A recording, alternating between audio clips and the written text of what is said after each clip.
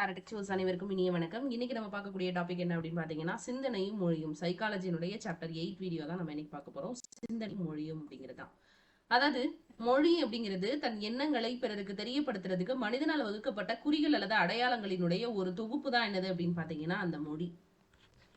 என்ன அப்படின்னா, இப்ப நான் பேசுறது உங்களுக்கு புரியுது அப்படின்னு சொன்னா அது மனிதன் இந்த தொடர்பு சாதனமாக பயன்படுத்தின ஒரு கருவி தான் என்னது அப்படின்னா அந்த மொழி அப்படின்னு சொல்லலாம். தன்னோட எண்ணங்களை மற்றவங்களுக்கு தெரியப்படுத்தணும் அப்படின்றதுக்காக தான் மொழின்னு ஒன்று உருவாக்கணும். இப்ப நம்ம இங்க தமிழ்ல பேசுறோம். இதே இது நம்ம போய் சீனால தமிழ்ல பேச முடியுமா அப்படின்னா அங்க தமிழ் தெரிஞ்சவங்க இருந்தா மட்டும்தான் அவங்களுக்கு அது புரியும். சோ தன்னோட எண்ணங்களை பிறருக்கு தெரியப்படுத்துறதுக்காக ஒரு குறியீடுகள், அங்கங்க இருக்கக்கூடிய அந்த அடையாளங்கள் அல்லது குறியீடுகளினுடைய ஒரு தொகுப்பு தான் மொழி.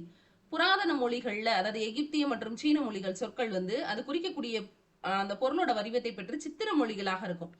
நீங்க இந்த நிறைய படத்துல எல்லாம் பாத்திருந்தீங்கன்னா சீன மொழி எழுத்துக்கெல்லாம் எப்படி ஏதாவது குறியீடுகளாக இருக்கும். இந்த மாதிரி இருக்கிறது அந்த மாதிரி குறியீடுகளாக இருக்கும். சோ இதெல்லாம் சித்திரை எழுத்துக்கள். சிந்திக்கிறதுக்கு மொழிதான் அப்படின்னா ஒரு முக்கியமான கருவி. இதுதான் ரொம்ப முக்கியம். சிந்திக்கிறதுக்கு மொழி ஒரு முக்கியமான கருவி. நிறைய பட்டிமன்றங்கள்லாம் ஒருத்தர் பேசுறாங்க. இப்ப வெளிநாடுகள் எல்லாம் தமிழ் பட்டிமன்றங்கள் நடக்குது அப்படின்னா அங்க தமிழர்கள் இருக்காங்க. அவங்களுக்கு பேசக்கூடிய அந்த தமிழ் மொழி மேல ஆர்வம் இருக்கக்கூடிய அயல்நாட்டவரும் இருக்கும்போது அந்த மொழி புரிஞ்சா மட்டும்தான் அந்த பட்டிமன்றம் இனி சுவை இருக்கும். சோ ஒருவருடைய பொருள் அறிவும் மொழி திறனும் இணைந்துதான் அப்படின்னா வளர்ச்சி பெறுகிறது. சிந்தித்தல் என்பது நமது உடலில் உள்ள பேச்சுறுப்புகளின் அசைவு அப்படின்னு சொல்றாங்க. நீங்க கேட்கலாம், சிந்திக்கிறதுங்கிறது மூலதானே, பேச்சுறுப்புங்கிறது வாயி, இது எப்படி அசைவு அப்படின்னு சொன்னா, சிந்திக்கிறது அப்படின்னா நம் உடல்ல இருக்கக்கூடிய பேச்சுறுப்புகளின் அசைவு. நான் பேசுறேன் அப்படின்னா அது வாய். இன்னொன்னு, என்னுடைய மூளைகள்ல ஏற்படக்கூடிய நான் சிந்திக்கக்கூடிய விஷயத்த நான் உங்ககிட்ட தெரியப்படுத்துறேன். அதை உங்க காதுகள் மூலமாக நீங்க கேட்கிறீங்க. சோ ஒரு விஷயத்த பேசணும் அப்படின்னா அதுக்கு பேசணும், பேசுறத கேட்கறதுக்கு ஒருத்தர் இருக்கணும். சோ அப்படிப்பட்ட பேச்சுறுப்புகளின் அசைவு தான் சிந்தித்தல்னு சொன்னது வாட்சன். மொழியும் சிந்தித்தலும் தனியான 2 வேறுபட்ட அடிப்படைகளில் இருந்து வர்றது. இவை இரண்டின் இணைப்பு முழுமையானது கிடையாதுன்னு சொன்னாரு வைகாட்ஸ்கி. அவர் என்ன சொல்ல வர்றாரு அப்படின்னா, மொழியும் சரி சிந்திக்கிறதும் சரி 2 வேற வேற பேசிக்கு. மொழிக்கும் சிந்திக்கிறதுக்கு எந்த விதமான சம்மந்தமுமே கிடையாது. அது எப்படி, இப்ப நான் ஒண்ணு சிந்திக்கிறேன் அப்படின்னா அதை சொல்லணும்ல, நான் சொல்ற விஷயம் உங்களுக்கு புரியணும்ல. அப்ப அப்படி சொன்னா மட்டும் தானே அது 2 ஒன்னா இருக்கு. இப்ப நான் யோசிக்கிறது ஒன்னா இருக்கும், நான் பேசுறது நிறைய பேர் அப்படி இருக்காங்க. இப்ப நிறைய கிளாஸஸ்ல எல்லாம் பாத்தீங்கன்னா அந்த டீச்சர் பேசுற பாடம் நமக்கு புரியும், அவங்க பேசுற மொழி நமக்கு புரியும், அந்த பாடமும் நமக்கு புரியும். நம்ம பாடி அங்க பிரசன்ட்ல இருக்கும், பட் மைண்ட் வேற எங்கேயோ இருக்கும். சோ நம்ம சிந்தனை வேற எங்கேயோ இருக்கு. அந்த நேரத்துல அந்த டீச்சர் தமிழ்ல நடத்தினாலும் புரியாது, சீன மொழியில நடத்தினாலும் நமக்கு புரியாது. ஆனா இப்ப நான் பேசுறேன் அப்படின்னா நான் பேசணும், சிந்திக்கிறத நான் பேசணும். இது ரெண்டுமே எனக்கு ஒரே இடத்துல இருந்தா தான் அது என்னது அப்படின்னா ஒருங்கிணைவு அப்படின்னு சொல்லுவோம். ஆனா அது 2 வேற வேற பேசிக்கு. சிந்திக்கிறது வேற, பேசிக்கிறது வேற, இதெல்லாம் வேற வேற பேசிக்ல இருந்து வர்றது. இது 2 இணைப்பு முழுமையானது கிடையாதுன்னு சொல்றாரு வைகாட்ஸ்கி. இது ஒரு டிஃபரன்ஷியான ஒரு ஸ்டேட்மெண்ட். ஸோ இது ரொம்ப முக்கியம். சிந்தனையின் எல்லையை மொழிதான் தீர்மானிக்கிறது அப்படின்னு சொல்றாரு. ஒரு சிந்தனை அப்படின்னா அது விரிவடையும். இப்ப தமிழ் இலக்கியங்கள் எடுத்துக்கிட்டீங்கன்னா அது அப்படியே தொடர்ந்துகிட்டே போகும். சோ அந்த எல்லையை நிர்ணயிக்கிறது மொழி அப்படின்னு சொல்றாரு. மனிதனுடைய பரிணாம நிலைகளில் தன் செயல்களை மேலும் சிறப்பாக செய்தலுக்கு உதவ அவனால் படைக்கப்பட்டவை பல அப்படின்னு சொல்றாரு புரூனர். பரிணாம எல்லைகள்ல தன்னோட செயல்களை சிறப்பா செய்யறதுக்கு அவனால படைக்கப்பட்டதா நிறைய அப்படின்னு சொல்லி புரூனர் சொல்றாரு. புரூனரோட 3 கருத்து என்னன்னா, தன் செயல்திறன்களின் நீட்டிப்பு கருவிகளை பயன்படுத்துறது. ஒரு செயல் செய்யறாங்க அப்படின்னா, இப்ப நான் என்ன செய்யறேன் அப்படின்னா, ஒரு காம்படிட்டிவ் எக்ஸாம் நம்ம படிக்கிறோம். ஒரே நாள்ல ஓவர் நைட்ல ஒபாமா ஆக முடியாது. 100 மார்க்ஸ்க்கு படிக்கணும்னா ஒவ்வொரு நாள் இரவும், அதாவது ஒவ்வொரு நாளும் ஒரு 10 மார்க்ஸ், ஒரு 5 மார்க்ஸ்க்காவது படிச்சாதான் அது கடைசியில சேரும் போது காம்பவுண்ட் இன்ட்ரெஸ்டா படிக்க முடியும். சோ செயல்திறன்களின் நீட்டிப்பு கருவிகளை பயன்படுத்துறது. தனது புலன்திறன்களை மேலும் சிறப்பாக பயன்படுத்த சமிக்கை அமைப்புகளை உருவாக்குறது. இப்ப என்ன பண்ணுவோம்னா, நம்ம படிக்கும் போது என்ன பண்ணணும்னா ஒன்னோட ஒண்ணு இன்டர்லிங்க் பண்ணணும். இப்போ உதாரணமா எங்கேயோ ஒரு இடத்துல 1917 அப்படின்ற ஒரு வருஷத்தை பார்க்கும்போது என்ன வரணும், சம்பாரான் சத்தியாகிரகம் ஞாபகம் வரணும். சோ அங்க போய் சம்பாரான் படிக்கும் போது இந்த விஷயம் ஞாபகம் வரணும். சமிக்கை அமைப்புகள், சரிங்களா? இறுதியாக தனது பலதரப்பட்ட அனுபவங்களை தொடர்புள்ள பொருட்கள் எதிரே இல்லாத நிலையிலும் பிறருக்கு அறிவிக்கிறதுக்கு குறியீடுகள் கொண்ட தொகுப்பமைவை உருவாக்குறது. இப்ப நான் உங்களுக்கு சொன்னேன் இல்லையா, அந்த 1917 அப்படிங்கிறது இப்ப நீங்க எனக்கு எதுக்கு கிடையாது, பட் இந்த வீடியோ நீங்க பாக்குறீங்க. ஆனா நான் முன்னாடி எங்கேயோ யூஸ் பண்ண ஒரு சில விஷயங்களை இங்க இன்டர்லிங்க் பண்ணி உங்களுக்கு சொல்லி கொடுத்துட்டு இருக்கேன். இது தொகுப்பு அமைவு.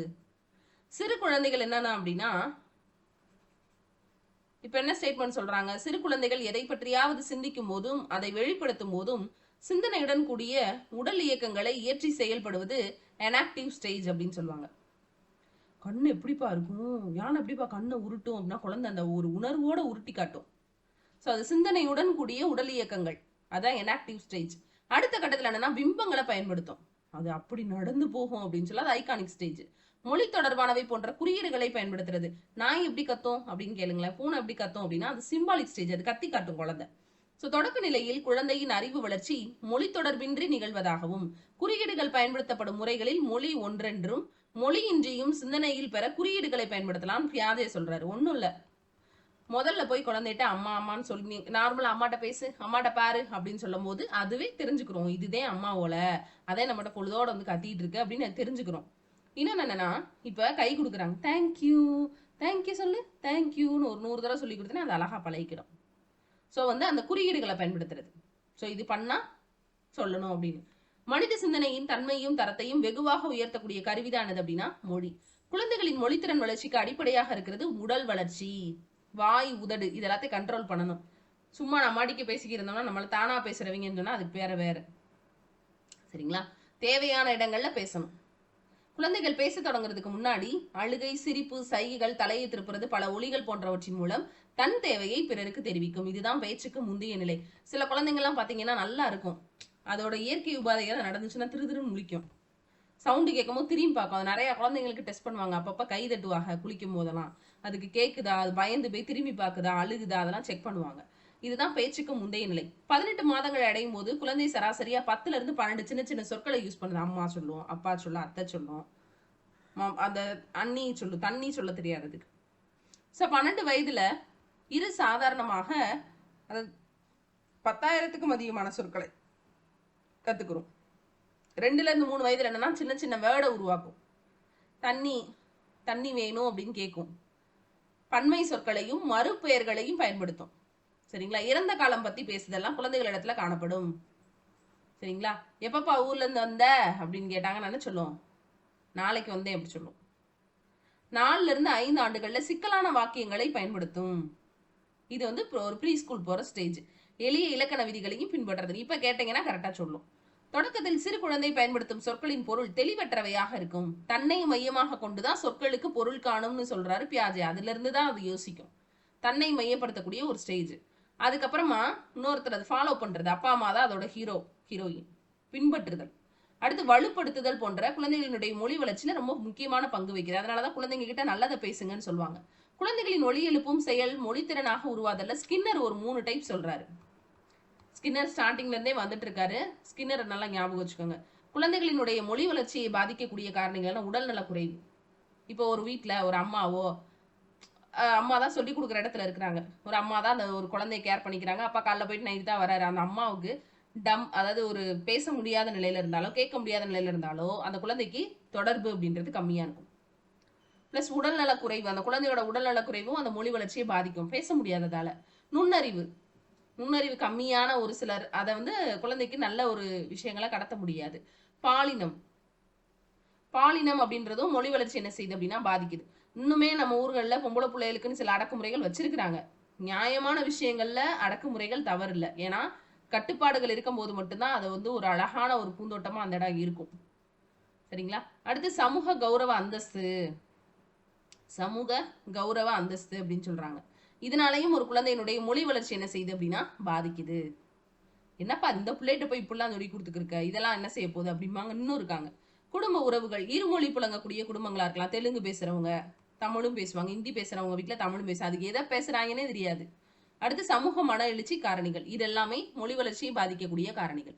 மொழிசார் மனவியல் அப்படின்னு சொல்லும் போது 1924ஆம் ஆண்டு வாட்சன் சிந்தனை என்பது நமக்குள் எழும் பேச்சாகும் என கருதி மொழி சொற்களுக்கு பொருளுணர்தல்ல ஆக்க நிலையுறுத்தல் அப்படின்ற ஒரு கருத்தை வந்து என்ன செய்யறாரு அப்படின்னா பேசுறாரு. அப்ப ஆக்க நிலையுறுத்தல் அப்படின்ற ஒரு ஸ்டேட்மெண்ட் 1924 வாட்சன். இந்த கருத்தை தான் ஸ்கின்னர் விரிவுபடுத்தியிருப்பாரு. இப்ப உங்களுக்கான கேள்வி, 1924 அம்பேத்கர் தொடங்கிய சபையோட பேர் என்ன? இன்னொரு பெரியார் நடத்தின இந்த சமயத்துல நடத்திய போராட்டம் என்ன? இதுதான் தொடர்பு படுத்துதல். சரிங்களா? அப்ப 24 வாட்சன் சிந்தனை என்பது நமக்குள் எழக்கூடிய பேச்சு அப்படின்னு சொல்றாரு. சோ பொருள் நடத்தல ஆக்க நிலையத்தில் இந்த கருத்தை பயன்படுத்துறாரு. வாட்சன் மற்றும் ஸ்கின்னர் ஆகியோரோட கருத்துக்கு எதிராக கெஸ்டால்ட் என்ன பண்றாரு அப்படின்னா சிந்தனை, புலன்காட்சி, மொழி இதெல்லாமே இணைஞ்சது அப்படின்றாரு. யோசிக்கிறது, பேசுறது, சைகை இதெல்லாம் உன்னோட ஒண்ணு சேர்ந்ததுடா, அது தனித்தனியாலாம் பிரிக்க முடியாது அப்படின்னு சொல்றாரு யாரு? வாட்சனும் ஸ்கின்னரும். அதாவது இவங்க 2 பேரோட கருத்துக்கு எதிராக கெஸ்டால்ட் கோட்பாடினர், ஜெர்மானிய வேர்டு உருவம்னு சொல்லுவாங்கல்ல, அந்த மொழியை பத்தி பேசுறோம், அதை பத்தி பேசுறவங்க இதை சொல்றாங்க, இது எதிராக சொல்றாங்க. இது தனக்கான ஒரு அமைப்பு கொண்டு இதெல்லாம் ஒன்னா இருந்தாதான் இயங்கும் அப்படிங்கிறாங்க. தொடக்க கல்வியில குழந்தைகளின் அறிவு வளர்ச்சி மொழி தொடர்பின்றி நிகழுது அப்படின்றாங்க. மொழிக்கும் அதுக்கும் சம்மந்தம் கிடையாதுன்னு சொல்றாரு பியாஜே ஸ்டார்டிங் ஸ்டேஜஸ்ல. குறியீடுகள் பயன்படுத்தப்படும் முறைகள்ல மொழி ஒன்றென்றும் மொழியின்றியும் சிந்தனையில் பிற குறியீடுகளை பயன்படுத்தலாம் அப்படின்றாரு. மொழி இல்லாமையும் குழந்தைங்களோட நம்ம கான்வர்சேஷன் குழந்தைங்களா இருக்கும்போது வச்சுக்கலாம். இப்போ மொழிசார் மனவியல் பிரிவியலா காரணமானவை பல்வேறு மனவியல் கோட்பாடுகள், செய்தி தொடர்பு கோட்பாடுகள். சரி, என்ன மொழிசார் மனவியல் என்ன அப்படின்னா, இந்த மொழிசார் மனவியல் அப்படின்ற இந்த வேர்டை பயன்படுத்தினவங்க யாரு? ஆஸ்குட் மற்றும் செவியோக். எல்லா மொழிகள்லையும் ஓரிமாஸ் அப்படின்ற ஒண்ணு அடிப்படை ஒலிகளை தனக்குள்ள என்ன செஞ்சிருக்குன்னா வச்சிருக்கு. மொழியில் எளிய பொருள் அமைப்பு மார்பீஸ் அப்படின்னு சொல்லுவாங்க. உளமொழியியல், உளவியல், மொழி என்ற கருத்தை கூறியவர் சோம்ஸ்கி. இதெல்லாம் நீங்க கண்டிப்பா மனப்பாடம் பண்ணியே ஆக வேண்டிய சில ஏரியாஸ். எல்லா மொழிகளுமே ஓரிமஸ் அப்படின்னு சொல்லக்கூடிய பேசிக் ஒலிகள் கொண்டிருக்கு. நம்ம எப்படி இங்கிலீஷ்ல வவல்ஸ், கான்சனன்ட் சொல்றோமோ, தமிழ்ல வல்லினம், மெல்லினம், இடையினம் சொல்றோமோ, அதே மாதிரி எல்லா லாங்குவேஜஸ்லயும் இருக்கக்கூடிய அடிப்படை ஒலிகளை ஓரிமாஸ்ன்னு சொல்லுவாங்க. எளிய பொருள் அமைப்பு, சரிங்களா? இப்ப ஒரு குறிலுக்கு பக்கத்துல ஒரு ஒற்று வருது, இந்த மாதிரியான ஒரு அமைப்புகளை பத்தி சொல்றது மாம்பீஸ் அப்படின்னு சொல்லுவாங்க. உளவியல் மொழி, அதாவது உளவியல்ல மொழி அப்படின்ற கருத்தை சொல்றது சோம்ஸ்கி. பொதுவா சில பண்புகள் இருக்குப்பா மொழி எல்லாத்துக்குமேன்னு சொன்னது யார் தான்? சோம்ஸ்கி தான். உளவியலை பிரபலப்படுத்தினதும் இவங்க ஆஸ்குட் மற்றும் செவியோக் தான். ஒவ்வொரு மொழிக்கும் அடிப்படையான ஒரு ஆழ்நிலை அமைப்பு, டி ஸ்ட்ரக்சர் இருக்கு. பல்வேறு மொழிகளின் மேற்புற அமைப்புல ஒற்றுமை இருக்குன்னு சொன்னது சோம்ஸ்கி. சோம்ஸ்கியோட இதுல இருந்து மாறுபட்டு ஸ்கின்னர் என்ன சொல்றாருன்னா, மொழித்திறன் வளர்ச்சியில முயன்று தவறி கற்றல் நடைபெறுது. சரியான மொழி துலங்கள், பரிசுகள், பாராட்டுகள் போன்றவற்றால் வழிபெறுகின்றன அப்படின்னு சொல்றாரு. சரியான மொழி துலங்கள், பரிசுகள், பாராட்டுகள் இதெல்லாம் வறுப்பெறுது. நல்ல பேச்சு போட்டியில பேசினா பிரைஸ் கொடுக்க போறாங்க, மொழி வளர்ச்சி ஏற்படுது, அப்ப பிரைஸ் கிடைக்கும்ல. ஸோ இந்த மாதிரி இருக்கக்கூடிய விஷயங்களை பத்தி பேசுறதுதான் இந்த சிந்தனையும் மொழியும். ஸோ சிந்தனையும் மொழியும் வேற வேற, அது ரெண்டும் ஒரே பேஸ்ல இருந்து வந்தது கிடையாதுன்னு சொன்னது வைகாட்ஸ்கி. இல்ல அதெல்லாம் ஒண்ணுதான், சிந்தனையா இருக்கட்டும், மொழியா இருக்கட்டும், புலன்காட்சியா இருக்கட்டும் அப்படின்னு சொல்லி யார் யார் சொன்ன கருத்தை எதிர்த்து சொல்றாங்க? யார் சொன்ன கருத்தை எதிர்த்து சொல்றாங்க? இதை ஃபர்ஸ்ட் இதெல்லாம் ரெண்டும் வேற வேற அப்படின்ற மாதிரி ஒரு கான்செப்ட் சொல்லுவாங்க. யார் சொல்லுவாங்க? வாட்சனும் ஸ்கின்னரும் சொல்லுவாங்க, சரிங்களா? ஸோ அதாவது சிந்தனைங்கிறது நமக்குள்ள எழக்கூடிய பேச்சு, இதுல ஆக்க நிலையிருத்தல். இந்த கருத்து ஸ்கின்னர் விரிவுபடுத்துவாரு. ஆனா இந்த கருத்துக்கு எதிராக கெஸ்டால்ட் என்ன சொல்லுவாங்கன்னா, மூணும் இணைஞ்சதுதான்னு சொல்லுவாங்க. இதுதான் அமைப்புன்னு சொல்றது யார் அப்படின்னா கெஸ்டால்ட் கோட்பாட்டு, சரிங்களா? ஸோ இந்த மாதிரி விஷயங்கள் சேர்ந்ததுதான் இந்த இது. மொழியோட அதாவது ஸ்டார்டிங் ஸ்டேஜ்ல குழந்தைக்கு மொழி இல்லாமையே சிந்தனையில குறியீடுகளை பயன்படுத்தலாம்னு சொன்னது பியாஜே. சிந்தனையோட எல்லையை மொழிதான் தீர்மானிக்குதுன்னு சொன்னது வோக். இந்த மாதிரியான விஷயங்கள் சேர்ந்ததான் இந்த சிந்தனையும் மொழியும். ஸோ நம்ம அடுத்த கிளாஸ்ல பார்க்கலாம்.